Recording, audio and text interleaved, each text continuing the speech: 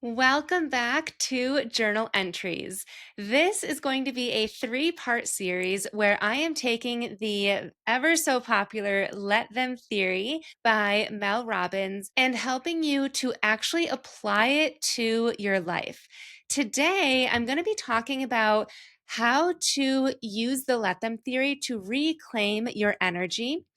Part two is going to be a journaling session with me, about 5 minutes, where we will be journaling through the let them theory and applying it to your life in a way where you'll be able to identify energy drains in your life, writing yourself a permission slip, and even creating boundaries for yourself.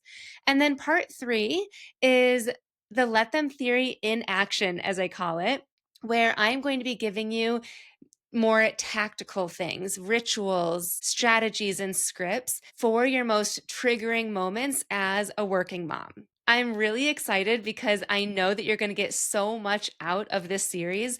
And the Let Them Theory is not only a book that I'm sure you've heard about on social media, you're probably already reading it, or it's on your to do list to read this book. But this has come up so frequently in my coaching as well, whether it's in my private coaching sessions or my group coaching. There have been so many times since I've started reading this book where I find that the solution or one of the solutions to what my clients are bringing to me is simply let them. So that's what we're going to tap into today. In a nutshell, the let them theory is about accepting that you can't control other people's actions, thoughts, or feelings, letting go of trying to manage what other people think or do, then redirecting that energy to what you can actually control, like your own responses, and then using quote unquote let them as a mantra to release what drains you and complementing it with quote unquote let me to reclaim your energy and choices. As working moms, though, I want to acknowledge that we face unique challenges with this concept. We are literally paid to manage things and be responsible for small humans who need guidance at the same time. We are constantly context switching between professional roles, whether that be managing employees. When I worked at General Electric, I was managing projects. Or maybe you're just managing yourself and in charge of how you show up and being quote unquote on at work every day. And then your responsibilities as a mom to keep your kids alive and fed and mostly happy. I believe that there are three key scenarios or situations where working moms struggle the most with letting go. And that is number one, morning transitions, getting everybody out the door. That's where we're most likely trying to control our kids or trying to control time, even. The second situation is work boundaries, potentially managing your colleagues and bosses or trying to control what others think of you. The third situation is evening transitions. This is coming home from work to your family. What this looks like is trying to turn off. Take that work hat off, switch on mom mode, but then it turns into trying to control our kids, following the routine that we have laid out for them. Maybe trying to control if your partner helps out and how, and maybe what they're supposed to be doing exactly. And maybe a few other things pop into your head because there's so much that we do at nighttime. These trigger points and these situations deplete our energy before we ever even get to the moments that matter, which I would argue is the time with our kids when we want to be present and patient and make memories with them. They want us to be patient and present and there just as much as we want to be there in that way as well. There's actually research on the cost of control. I found a research article from the American Psychological Association that shows that the perceived lack of control is one of the primary triggers for chronic stress.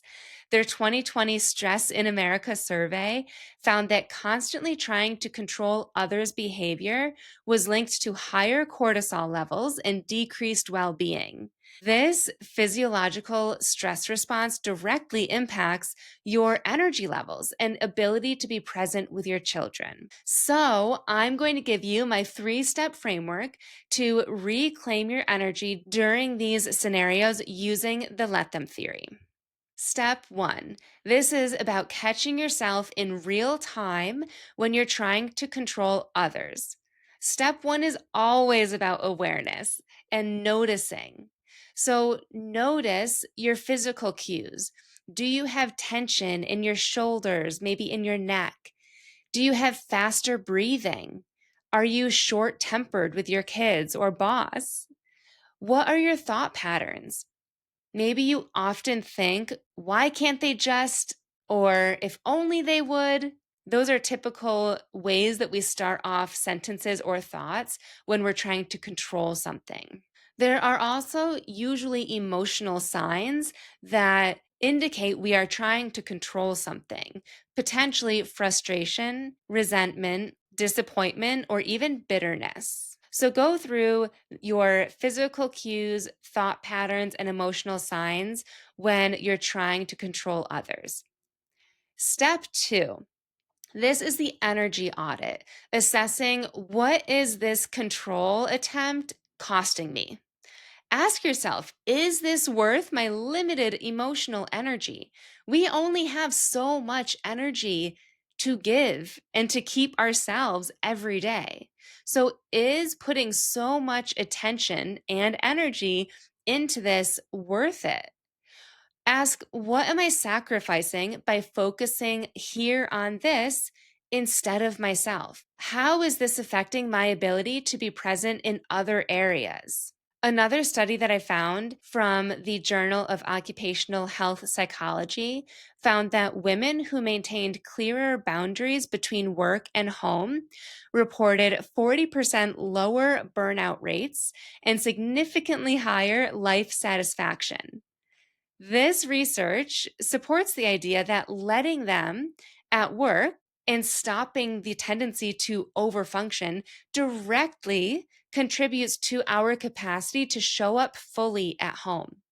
I have talked about this on the podcast before about how I'm not good at multitasking anymore. And I used to think that that was a bad thing. I would almost judge myself for how I can either be in mom mode, where I feel like I am present and a really great mom, or work mode, and I'm present and really great at what I do at work. And the moment that I try to blend the two, which is mandatory some days, but 99% of the time it's not. And when I try to blend the two, that's when I become frustrated and overstimulated, and I just cannot handle it.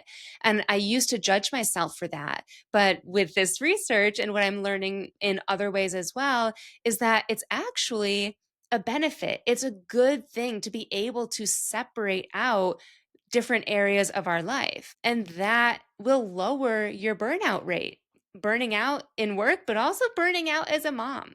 A good way to question your own capacity is by asking those questions regarding your energy and its relation to whatever it is that you're trying to control.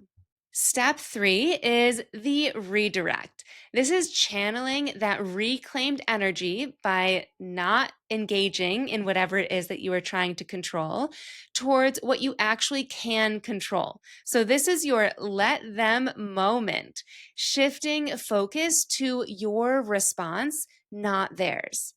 Like I mentioned, right after let them, there's let me. So this is the moment where you let them do whatever it is that they're doing, think whatever it is that they're thinking, and then let me take action in the way that feels aligned for me. Maybe you need to set a boundary instead of trying to change them. Boundary setting, I think, is such a big topic. I don't know, it feels so big. When I hear the word boundary, I almost want to just be like, yeah, I'll get to that someday. I literally just with my hand just kind of brushed it away because it feels so big, like such a big task to do. And it also seems like once you set the boundary, then there's the action of actually holding the boundary. So if you struggle with boundaries, stay tuned again for the Journal with Me episode on Thursday, because I will walk you through how to set a boundary in an area that will be helpful for you immediately and it won't feel so big. Another thing that might be helpful for you in this redirect, in the let them, let me, is creating a micro moment of peace. That is something that we will be breaking down in part 3 next week. But let's get into some real life application of that 3-step framework. The first scenario that we were talking about is that morning chaos. So, putting this into real life with the let them theory, instead of maybe saying to your kids, I've told you 3 times to put on your shoes. Why aren't you listening? You could try saying, you're having trouble with your shoes this morning. Let me set a 2-minute timer and I'll be in the car when it goes off. That's an example of you essentially saying, let them have trouble putting on their shoes. Let them say no to putting on their shoes. Let me have the boundary of setting a timer, and I'm going to keep getting ready and get in the car. This is obviously ideal if you have older kids. If you have a 4-year-old like myself, you could do what I do, which is where I would say something like, you're having trouble with your shoes this morning. Let me go grab them for you. Would you like to put them on in the house or in the car? And I would be fine with putting them on in the house or maybe carrying him out of the house, kicking and screaming, which I've definitely done before, and then putting them on in the car. The second scenario with work boundaries, instead of saying, my colleague keeps interrupting me in meetings and it's driving me crazy, you could try saying, let them interrupt. Let me speak directly to the decision maker after the meeting. So you're letting your coworkers be themselves and taking ownership over what you will do afterwards. Or in the third scenario, the evening transition from work to home, instead of saying or thinking, why is the house always a mess when I get home? Nobody helps around here. Try switching that to let them leave things messy. Let me take 5 minutes to decompress before engaging. A really cool story that I want to share with you is my client, Jess. Jess has MS and she had a semi recent flare. And I believe that she unintentionally has been using the let them theory and my let them framework when she was going through her flare and still working at the time. There was a lot going on at her office where she was working remote and her job was fully capable of being a remote job. Yet there was a lot of tension between the bosses and the perception that her bosses had towards the work that was being done. They wanted her to be able to come into the office, even though, again, that role did not require in person participation in any way. Initially, Jess felt very strongly about this and what her bosses thought of her and what her coworkers thought of her. And eventually, through journaling, she stopped trying to control her boss's perceptions during this time. And she redirected that energy toward herself, her own worth, and her boundaries instead. Simply by letting them be who they were and by switching the focus to her actions, Jess has become so much more empowered than she already was. And it's been so incredible to watch. So, in a nutshell, the 3 steps to reclaim your energy is to first catch yourself trying to control. Second, check the impact that that has on your energy. And 3, let them and let me. Just a reminder that this isn't about giving up. It's about choosing where to invest your precious time and energy so that you can invest it in the places and in the people that you want to. Again, join me this Thursday for a special Journal with Me episode where I'll be guiding you through powerful prompts to identify your control patterns and transform them. And then next week, we'll dive deeper into specific strategies and scripts and rituals for applying the let them theory during your most triggering moments as a working mom. I would love to hear if you have already read the Let Them theory, or if it's on your list, or if this is the first time that you might be hearing about it.